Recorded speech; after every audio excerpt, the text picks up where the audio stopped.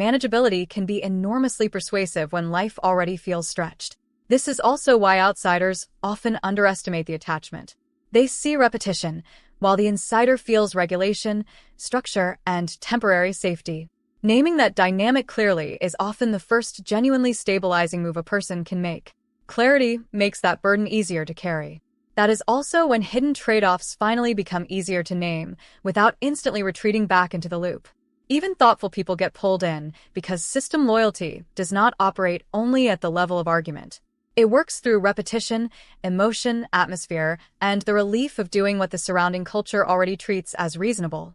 A person can understand the mechanism and still feel its pull because the pull often arrives before conscious values have fully entered the scene. Knowledge helps, but it is not a magic shield against environments and identities that have already become familiar. That should make the topic feel less mysterious and less moralistic. People are not always trapped because they lack intelligence. Often they are trapped because the behavior answers a real emotional need faster than healthier alternatives do. The loop becomes powerful when it solves enough discomfort to stay believable, even if it keeps creating deeper problems further down the line.